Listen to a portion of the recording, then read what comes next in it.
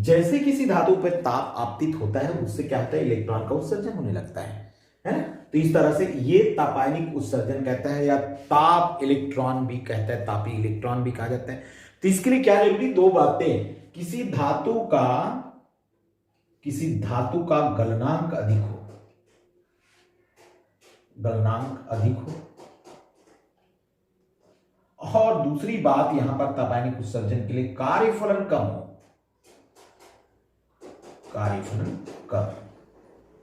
तो तापायनिक उत्सर्जन, ये बहुत बार पूछा जाता है प्रश्न, तापायनिक उत्सर्जन, किसी भी धातु पर आप ताप डालते हो तो उस ताप को लेकर उस धातु के बाहरी कक्ष में उपस्थित इलेक्ट्रॉन जो है उनकी ऊर्जा लेकर अपनी गतिज ऊर्जा बढ़ा देती है और उस धातु की सतह से इलेक्ट्रॉन का जो है उत्सर्जन होने लग जाता है। तो इस किसके कारण हुआ, ताप के कारण हुआ। इस कारण से क्या कहलाता है, तापीय उत्सर्जन कहलाता है।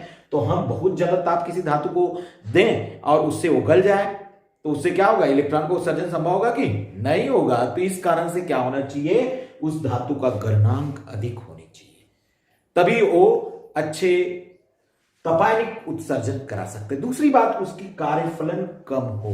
जैसे मैंने कहा क्षारीय धातु का कार्यफलन बहुत ही कम होता है, सीजियम का सबसे कम होता है ना। तो इस तरह से हम क्षारीय धातु सीजियम, पोटेशियम है, सोडियम है ना, तो इन धातुओं का उपयोग करते हैं तो उनकी कार्यफलन कम होते हैं, उनसे तापायनिक उत्सर्जन ज्यादा होने लगती है। इसी पर हम उत्सर्जन में दूसरा जो प्रकार हमने देखा है उसको कहते हैं प्रकाश विद्युत उत्सर्जन। दूसरा उत्सर्जन को मेरे को समझाना है जिसको कहते हैं प्रकाश विद्युत उत्सर्जन, फोटो इलेक्ट्रिक इफेक्ट। प्रकाश विद्युत उत्सर्जन हमारे क्या है, जब किसी धातु पर उपयुक्त आवृत्ति, यहां पर शब्द आता है ऊपर, उपयुक्त आवृत्ति की विकिरण, शब्दों को आपको पकड़ना है। आवृत्ति, विकिरण, आपको विकिरण, आप देखते हैं आपका दृश्य प्रकाश भी विकिरण है ना, विद्युत बैजानी अपीनाला। आपका गैमा प्रकाश भी विकिरण है, एक्सरे विकिरण है, अल्ट्रावायलेट विकिरण है, इंफ्रारेड विकिरण है, पराबैंगनी किरण है। तो इन सारी विकिरणों में से आपको क्या, उपयुक्त आवृत्ति के विकिरण जब किसी क्षारीय धातु पर आपतित होती है तो उसकी आवृत्ति को लेकर अपनी गतिज ऊर्जा क्या कर लेता है, बढ़ा लेता है, और उस क्षारीय धातु से इलेक्ट्रॉन क्या होता है, उत्सर्जन होने लगता है। इसे हम कहते हैं प्रकाश का विद्युत प्रभाव कहते हैं। जैसे मैं कह दूं ये विकिरण किसी क्षारीय धातु पर आपतित हुआ, ये आ जाता है विकिरण, और कैसे, उपयुक्त आवृत्ति के विकिरण है हमारे पास। और इससे जो है फोटो इलेक्ट्रॉन जो है, यहां से फोटो इलेक्ट्रॉन का उत्सर्जन होता है। फोटो यानी प्रकाश के कारण ये इलेक्ट्रॉन का उत्सर्जन हुआ। इस कारण से इसका इलेक्ट्रॉन का उत्सर्जन, बाद में विद्युत धारा का निर्माण हो गया। इस कारण से क्या कहते हैं, प्रकाश का विद्युत प्रभाव भी कहा। प्रकाश के कारण विद्युत उत्पादन करना, प्रकाश का विद्युत प्रभाव आगे हम पढ़ने वाले हैं। तो यहां पर क्या हुआ, मुख्य बात ये हुआ क्योंकि ये विकिरण एक उपयुक्त आवृत्ति के विकिरण के कारण यहां से इलेक्ट्रॉन का उत्सर्जन हुआ, क्योंकि उसकी गतिज ऊर्जा बढ़ गई आउटर मोस्ट ऑर्बिट में पाए जाने वाले इलेक्ट्रॉन का। इस कारण से प्रकाश का विद्युत प्रभाव पहले हमने पढ़ा, उसमें क्या था, पहले में था तापायनिक उत्सर्जन। ताप के कारण हमने मोमबत्ती का उपयोग किया था, ताप के कारण था, उस कारण तापायनिक उत्सर्जन कहलाता है। ये प्रकाश के कारण है, प्रकाश में विकिरण आता है ना। विकिरण बहुत सारे हैं, एक जाएंगे जब प्रसारण संचार चैनल पढ़ेंगे उसमें मैं डिटेल बताऊंगा कि सूर्य के प्रकाश से विकिरण आता है उसमें कितने रेंज होती है। तीसरा हम देखते हैं, तीसरा हमारा है क्षेत्र जो है उत्सर्जन है। क्षेत्रक उत्सर्जन भी कहते हैं, फील्ड इमिशन हमारा यहां पर कहलाया जाता है। तो फील्ड इमिशन क्या होता है, जब इसमें हम उच्च 10⁸ वोल्ट प्रति मीटर उच्च वोल्टेज हम लगा दें, क्षेत्रक उत्सर्जन के लिए क्या जरूरी है?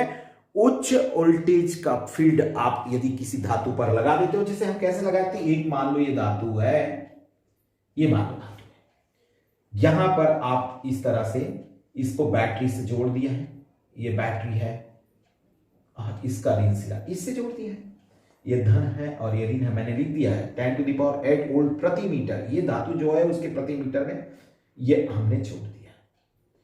तो यहां से इलेक्ट्रॉन का उत्सर्जन होने लगता है, इसे हम क्या कहते हैं? क्षेत्र उत्सर्जन कहते हैं। किसके कारण? उच्च विभवांतर के कारण। जब किसी धातु से इलेक्ट्रॉन का उत्सर्जन होने लगा तो उसे हम क्या कहेंगे? क्षेत्र उत्सर्जन कहेंगे। 3 प्रकार मैंने बताया, तीनों का अलग अलग प्रकार हो गया। आपका ध्यान रहेगा कि ताप के कारण हुआ तापीय उत्सर्जन, प्रयुक्त आवृत्ति के विकिरण के कारण हुआ प्रकाश विद्युत प्रभाव, और यहां पर उच्च वोल्टेज के कारण हुआ तो क्या कहलाता है? क्षेत्र उत्सर्जन कहलाता है, फील्ड इमिशन कहलाता है। अब हमारा एक और जो चौथा प्रकार है जिसको कहते हैं द्वितीयक उत्सर्जन। द्वितीयक सेकेंडरी जो उत्सर्जन है, तो यहां पर चौथा द्वितीयक उत्सर्जन। सेकेंडरी इमिशन क्या होता है? यहां पर सेकेंडरी इमिशन में हमें उच्च तापी इलेक्ट्रॉन, यहां पर शब्द आता है उच्च तापीय इलेक्ट्रॉन। जब किसी धातु की सतह पर उच्च तापी इलेक्ट्रॉन जो है इमिशन हम कराते हैं, यानी यहां पर क्या हो रहा है? किसी धातु की सतह पर उच्च तापी इलेक्ट्रॉन या उच्च ताप वाले इलेक्ट्रॉन जब आपतित होता है, उच्च तापी इलेक्ट्रॉन है, ये उच्च तापी इलेक्ट्रॉन है, तो इनकी ऊर्जा को लेकर धातु की सतह पे मौजूद इलेक्ट्रॉन अपनी गतिज ऊर्जा को बढ़ा देती है। तो वहां से क्या हो रहा है? एक इलेक्ट्रॉन ये जो इमिशन करेगा इसको कहते हैं द्वितीयक उत्सर्जन कहते हैं इसको। यानी यहां का इलेक्ट्रॉन इस उच्च तापी इलेक्ट्रॉन की ऊर्जा को लेकर अपनी कक्ष को छोड़ देता है, तो उसे हम कहते हैं द्वितीयक उत्सर्जन कहते हैं।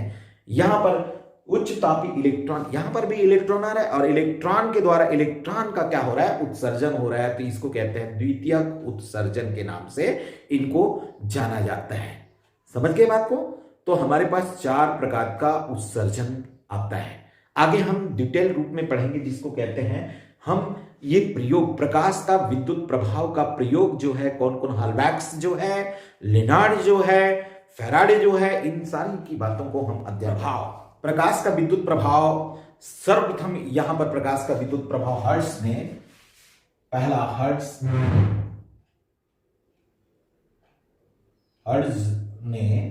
1887 में ये प्रथम बताया। हर्ट्ज के बाद दूसरा हॉलबैक्स आता है, हॉलबैक्स ये 1888 में। उसके बाद तीसरा इसकी व्याख्या करने के लिए लेनार्ड, और चौथा मिलिकान। ये डिटेल्स आपको प्रकाश का विद्युत प्रभाव जो है, फिर प्रकाश का विद्युत प्रभाव का नियम बताएंगे। तो प्रकाश का विद्युत प्रभाव के लिए सर्वप्रथम आपको प्रकाश के कारण विद्युत का निर्माण होता है, ये किसने बताया? हर्ट्ज ने बताया। तो हर्ट्ज ने 1887 में अपना एक प्रयोग डेवलप किया, अपने प्रयोग बनाया। उन्होंने क्या किया? जैसे मैंने कहा निर्वात नलिका की बात कर रहा था, निर्वात नलिका को मैंने डिटेल इसीलिए नहीं पढ़ा है क्योंकि तुम्हारे कोर्स से हटा हुआ था, उनका डिटेल प्रयोग था। तो हर्ट्ज ने अपने ढंग का एक ऑपरेटर्स बनाया और वहां पर वायु दाब को कम जब किया तो 10⁻² mm का दाब जब किया था, उस समय उनको क्या प्राप्त हुआ था? कैथोड से एक किरणें, जिसको हमने कैथोड किरणें कहा, है ना। तो हॉलबैक्स ने इस बात का जिक्र किया था, कैथोड से जो किरणें निकल रही हो कैथोड किरणें हैं, है ना। आगे जाकर कैथोड किरणें को थॉमसन ने आगे बढ़ाया और कैथोड किरणें का नामकरण क्या दे दिया? इलेक्ट्रॉन। तो इलेक्ट्रॉन की खोज के लिए नोबेल पुरस्कार कौन ले गया? जे थॉमसन ने ले गया। तो यहां पर भी प्रकाश का विद्युत प्रभाव जो एक बहुत ही महत्वपूर्ण बातें हो रही है, इनकी बारे में व्याख्या किया पहला हर्ट्ज ने अपने ढंग से एक ऑपरेटर्स, मैंने अभी अभी बात आपको जिक्र किया था कि कैथोड से जो किरणें निकल रही है वो किधर की ओर जा रही है, एनोड की ओर जा रही है। तो यहां पर प्रकाश के उचित विकिरण के द्वारा, उचित आवृत्ति के विकिरण के द्वारा जब धातु की सतह पर मौजूद इलेक्ट्रॉन जो है उनकी ऊर्जा लेकर वो उस स्थान को छोड़ता है, उसी को हम क्या कहते हैं, प्रकाश विद्युत इमिशन, उत्सर्जन कहते हैं। तो इस प्रभाव को हम क्या कहते हैं, प्रकाश का विद्युत प्रभाव, यानी शब्द क्या आया, उचित आवृत्ति के विकिरण। ठीक है, बिल्कुल ध्यान से आपको ध्यान देना है। दूसरा हाल्वेक्स का प्रयोग क्या था, हाल्वेक्स ने भी अपना प्रयोग किया। उन्होंने क्वार्ट्ज की एक इस तरह से एक ट्यूब लिया, यहां पर उन्होंने भी कैथोड और इधर क्या लिया, एनोड लिया, और इस कैथोड पर उन्होंने पराबैंगनी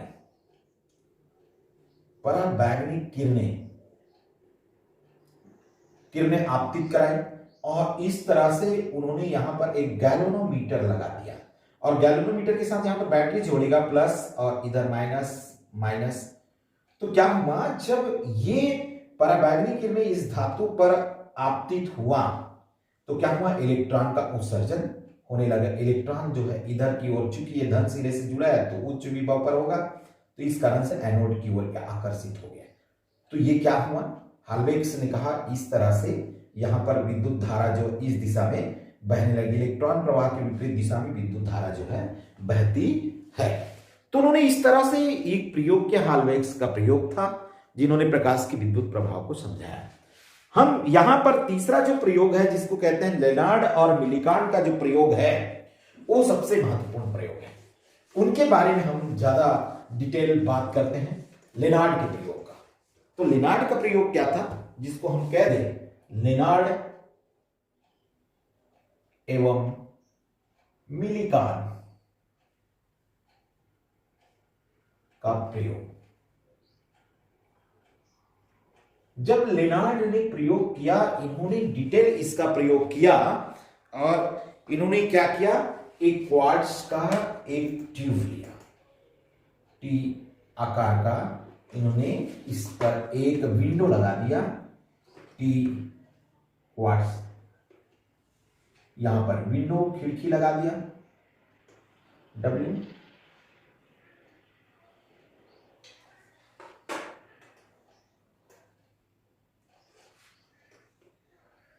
ये यहां पर उन्होंने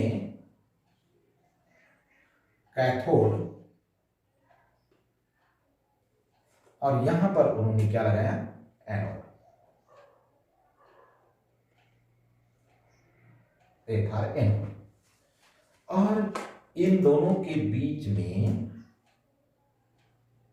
उन्होंने इधर आपका धारा को मापने के लिए माइक्रो एम्पियर लगा दिया, धारा मापी एक, और इधर उन्होंने वोल्टेज को मापने के लिए उन्होंने एक व्यापक प्रयोग किया, वोल्ट मीटर यहां पर लगा भी,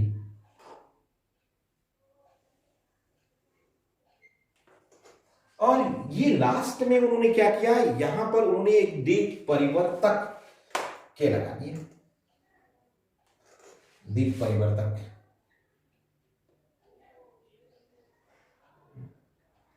ये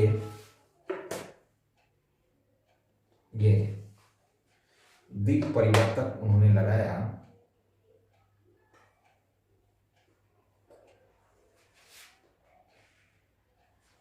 यहां पर, और उन्होंने ये दीप परिवर्तक, मैं इसको यहां पर से काट के इसको इधर से ले आता हूं, ये ऐसा ठीक अच्छा लगेगा, ये इस पर क्रॉस हो जाएगा,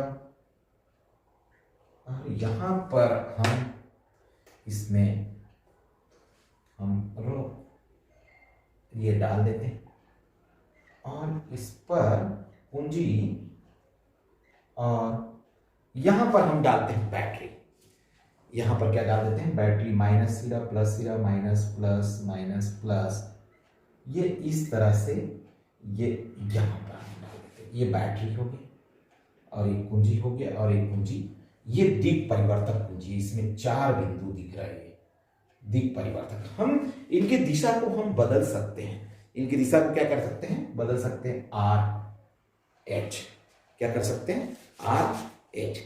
अब यहां पर जो है विकिरण जो है आपतित कराते हैं W में खिड़की से। अब ये विकिरण जो है इस तरह से यहां पर आपतित होगा। इन्हीं का अध्ययन ये दोनों ने किया, लेनार्ड का प्रयोग, बहुत ही महत्वपूर्ण लेनार्ड का प्रयोग। ये इस तरह से ये विकिरण जो है यहां से खिड़की से आ रहा है विकिरण, और इन विकिरणों के कारण जो इलेक्ट्रॉन यहां पर उत्पन्न हुआ वो इलेक्ट्रॉन इधर की ओर एनोड की ओर जा रहा है। कारण क्या था, कारण ये था कि आपने इसको धन सिरे से जोड़ा है और इसको ऋण सिरे से जोड़ा है।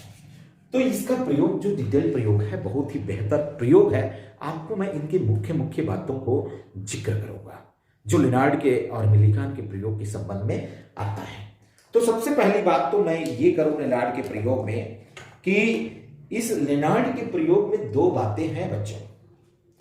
यदि आप यहां पर प्रकाश जो है ये प्रकाश मान लो पराबैंगनी है, तो पराबैंगनी है तो ये खिड़की आप इसको जो बनाए हो क्वार्ट्ज का लोगे, क्वार्ट्ज है ना।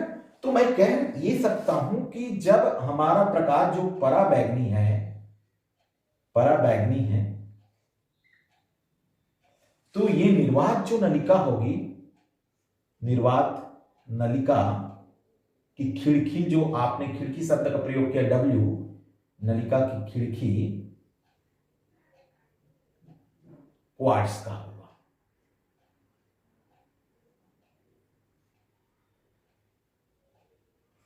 और जब क्षारी धातु का आपका एनोड है, क्षारी धातु का, तो उस स्थिति में आपका ये जब ये जो खिड़की है W जो है कांच का है, तो प्रकाश आपका क्या होगा, आपतित प्रकाश साधारण प्रकाश भी हो सकता है, साधारण प्रकाश होगा। ये महत्वपूर्ण बातें हैं। इसका वजह क्या है, आप इसको कांच का बना सकते हो। जब साधारण प्रकाश आपतित हो रहा है तो कांच का बनेगा। मान लो आपने विकिरण जो लिया है पराबैंगनी है और इसको कांच के बना के रख लिए हो, तो क्या होगा, कांच उसको अवशोषित कर लेगा। पराबैंगनी किरणें उस खिड़की से अंदर की ओर आएगा तो अवशोषित हो जाएगा। इस कारण से हम देखते हैं जब पराबैंगनी आप लिख रहे हैं तो वो W क्या होगा, क्वार्ट्ज का होगा। और साधारण प्रकाश के द्वारा प्रकाश का विद्युत प्रभाव को अध्ययन कर रहे हैं तो कांच का भी चलेगा। तो इस तरह से आपको 2 मुख्य बातों को आपको ध्यान देना है। तो सबसे पहली प्रयोग उन्होंने लेनार्ड का प्रयोग बहुत ही लंबा चौड़ा है, लेकिन मैं इनको शॉर्ट कर दूं तो इनकी प्रयोग प्रायोगिक जो व्याख्या है, व्याख्या, अब हमने पहला व्याख्या तो इसके कार्यफलन पर दिया था। कार्यफलन क्या था, वह न्यूनतम ऊर्जा जिसके कारण किसी धातु की सतह से इलेक्ट्रॉन का उत्सर्जन हो सके, उसे उस धातु को क्या कहते हैं, कार्य फलन कहते हैं। तो सबसे प्रायोगिक व्याख्या में प्रकाश की तीव्रता, प्रकाश की तीव्रता, आई पर क्या प्रभाव पड़ेगा। तो उन्होंने देखा कि जैसे जैसे हम इस कैथोड पर C पर हम जब विकिरण आपतित करते हैं तो विकिरण से क्या करता है, ये उनसे ऊर्जा ले लेता है और अपनी जो आउटर मोस्ट ऑर्बिट में पाए जाने वाले इलेक्ट्रॉन जो है उनसे ऊर्जा लेकर अपनी कक्ष को छोड़ता है।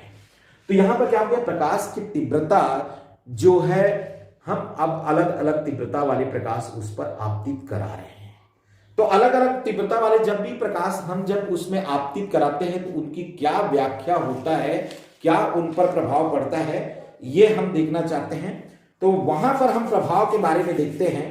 तो प्रकाश की तीव्रता और प्रकाश का विद्युत धारा का जो प्रभाव जो होता है वो इस तरह से प्राप्त होता है। एक सरल रेखा, एक ग्राफ प्राप्त होता है। इसका अर्थ होता है इधर हम प्रकाश की तीव्रता लिए, तीव्रता, और इधर इलेक्ट्रॉन का उत्सर्जन हमने ले लिया, यानी इसको कहते हैं प्रकाश विद्युत धारा। यानी जितना इलेक्ट्रॉन उत्सर्जन होगा उससे विद्युत धारा का निर्माण करेगा। तो यहां पर क्या हुआ है, प्रकाश जैसे जैसे वो तीव्र वाले प्रकाश यहां पर आपतित होती है वैसे ही वैसे, है ना, विकिरण में प्रकाश विद्युत धारा का मान बढ़ जाता है। तो प्रकाश की तीव्रता जो है किन पर निर्भर करता है, उत्पन्न इलेक्ट्रॉनों की संख्या पर। तो इसका एक सारांश हम कर ले, प्रकाश की तीव्रता इज प्रोपोर्शनल टू प्रकाश इलेक्ट्रॉन की संख्या पर।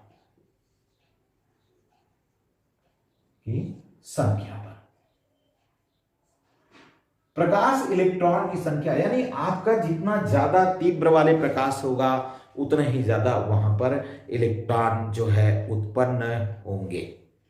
तो संख्या पर निर्भर करता है तीव्रता। जितना ज्यादा आप तीव्रता वाले प्रकाश डालोगे उतना ही ज्यादा संख्या में वहां धातुओं पर इलेक्ट्रॉन का उत्सर्जन होगा। यहां पर तो तीव्रता को प्रभावित करने वाले, उसके लिए हमने क्या किया, विंडोज पर हमने कोई पेपर्स लगाकर उनकी तीव्रता को हमने क्या किया है, उनको कम ज्यादा करते चले गए हैं। तो ये प्रयोग में सारांश क्या निकलता है कि प्रकाश इलेक्ट्रॉन की संख्या पर निर्भर करता है। दूसरी बात मैं जिक्र करूंगा जिसको कहते हैं, दूसरा इनका जिक्र है, विभव पर जिक्र करता है। प्रकाश विभव पर प्रभाव, और इसी विभव का प्रभाव को मैं दो रूपों में और लूंगा। विभव का प्रभाव,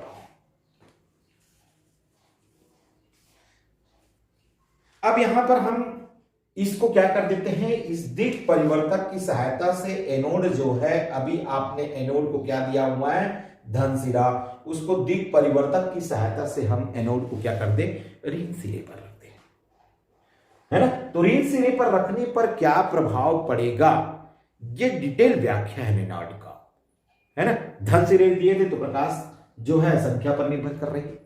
अब हमने ऋण सिरा रख दिया तो यहां पर क्या हुआ, अलग अलग तीव्रता की प्रकाश को जब हमने इस पर डाला और एनोड को मैंने ऋण सिरे पर रख दिया है। यहां पर हम देखते हैं एनोड का विभव,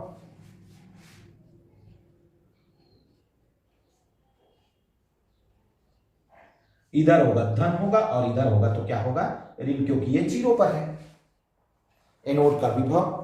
और यहां पर हम कहते हैं प्रकाश विद्युत धारा है, ये प्रकाश विद्युत धारा। तो हो क्या रहा है, जैसे ही हम एनोड को धन पर रखे तो तो तीव्रता जितनी थी उतना ही ज्यादा आपको यहां पर प्रकाश मिला। ये I1 तीव्रता दिए, ये मान लो I2 तीव्रता दिए थे, ये मान लो I3 तीव्रता आपने दिए थे अलग अलग। यहां पर मैं कह सकता हूं I3 is greater than I2 और I2 is greater than I1। यहां पर जैसे जैसे आपने तीव्रता दिया उसी के अनुरूप में क्या हुआ, प्रकाश विद्युत धारा का निर्माण हुआ। लेकिन हमने क्या है, विभव के प्रभाव को हम जब अध्ययन कर रहे हैं, जैसे ही हमने एनोड को, इस एनोड को हमने क्या किया, ऋण विभव पर हमने इसके दिक् परिवर्तक की सहायता से हमने उनको ऋणात्मक विभव पर रख दिया। तो ऋणात्मक विभव यानी इस क्षेत्र की ओर रख रहा हूं। तो यहां पर क्या देखते क्या है हम, यहां पर ये मान विद्युत धारा का मान धीरे धीरे कम होकर ये यहां पर आकर जीरो हो जा रहा है। इस विभव पर प्रकाश विद्युत धारा का मान क्या हो रहा है, जीरो हो रहा है। यहां पर मैं देखूं इसका भी मान जो है धीरे धीरे कम होकर यहां पर जीरो हो रहा है। इसका भी मान जब देखते हैं तो यहीं पर जीरो हो रहा है। तो ये यहां पर एक ऋणात्मक विभव जो है एक निरोधी विभव बन गया, माइनस, जिसको हम कहेंगे माइनस भी जीरो। यहां पर कट ऑफ पोटेंशियल, निरोधी विभव, निरोधी विभव, यहां पर एक निरोधी विभव बन गया। तो कई बार ये 2 नंबर पे आया हुआ है कि निरोधी विभव किसे कहते हैं। तो क्या होगा, एनोड के उस ऋणात्मक मान, क्या होगा, एनोड के उस ऋणात्मक मान जिसके कारण, है ना, विभव का मान क्या हो जाता है, 0 हो जाता है। विभव का मान क्या हो गया, 0 हो गया, यानी इससे विद्युत धारा का प्रवाह बिल्कुल 0 हो जाता है। उस विभव को हम क्या कहते हैं, निरोधी विभव कहते हैं। चाहे प्रकाश की तीव्रता कितना हो जाए, निरोधी विभव का मान बढ़ने वाला नहीं है या उससे और कम होने वाला नहीं है। तो क्या हुआ, आपतित जो प्रकाश है ना, एनोड के उस ऋणात्मक विभव जिस पर विद्युत धारा का मान 0 हो जाता है, उसे हम क्या कहते हैं, निरोधी विभव कहते हैं, कट ऑफ पोटेंशियल कहते हैं, या अंतक विभव भी कहा जाता है। अंतक विभव, है ना। तो एनोड के उस ऋणात्मक मान पर जहां पर धारा का मान क्या हो जाए, 0 हो जाए, उसे क्या कहेंगे, निरोधी विभव कहेंगे। तो ये हमारी बात जो है आ गया। तो एनोड के विभव के निरोधी विभव से बराबर हो जाता है, तो अधिकतम वेग वाले प्रकाश इलेक्ट्रॉन जो है वो भी एनोड तक नहीं पहुंच पाता। इस कारण से धारा का मान क्या हो गया, 0 हो गया। धारा का मान क्या हो गया बच्चों, 0 हो गया। तो यहां पर हम देखना ये चाहते हैं कि हमारा निर्णायक का जो प्रयोग है उसमें ये जो है प्रकाश की तीव्रता। अब देखते हैं उचित आवृत्ति के लिए बात किए थे। तीसरा बात हम कहते हैं आवृत्ति का प्रभाव। आवृत्ति का प्रभाव, तो यहां पर हम देखना ये चाहते हैं कि वह न्यूनतम आवृत्ति जिसके कारण एक इलेक्ट्रॉन का उत्सर्जन हो जाए, उसे हम क्या कहते हैं, देहली आवृत्ति कहते हैं। कौन सी आवृत्ति, देहली आवृत्ति। तो देहली आवृत्ति बहुत ही महत्वपूर्ण जो प्रश्न है, देहली आवृत्ति, न्यूनतम आवृत्ति, न्यूनतम आवृत्ति जिसके कारण इलेक्ट्रॉन का उत्सर्जन संभव हो। इसके कारण क्या होगा, इलेक्ट्रॉन का उत्सर्जन जो है संभव होगा, इमिशन संभव होगा। उस आवृत्ति को देहली आवृत्ति हम कहते हैं। यहां पर देहली आवृत्ति ν0 के रूप में हम इसको व्यक्त कर देते हैं। तो यहां पर क्या होता है, देहली आवृत्ति से ज्यादा आवृत्ति वाले प्रकाश आपतित हो और उन प्रकाश के कारण इलेक्ट्रॉन का उत्सर्जन संभव होता है। तो ये जो देहली आवृत्ति से अधिक इलेक्ट्रॉन के उत्सर्जन के लिए क्या है, तो आवृत्ति, प्रकाश की जो आवृत्ति होती है वो जिम्मेदार किसके लिए होता है, वो जो है गतिज ऊर्जा के लिए होता है। किसके लिए होता है, गतिज ऊर्जा। यानी यहां पर जो देहली आवृत्ति से आप अधिक आवृत्ति वाले प्रकाश को उस क्वार्ट्ज क्रिस्टल पर यानी कैथोड पर आपतित कराते हैं, तो उसकी गतिज ऊर्जा क्या हो जाती है, उतनी ही बढ़ती चली जाती है। तो आवृत्ति किसके लिए जिम्मेदार है, आवृत्ति गतिज ऊर्जा के लिए जिम्मेदार है। ये लेनार्ड का निष्कर्ष निकाला और इस निष्कर्ष के आधार पर हम प्रकाश विद्युत प्रभाव के 4 नियम हम यहां पर देंगे।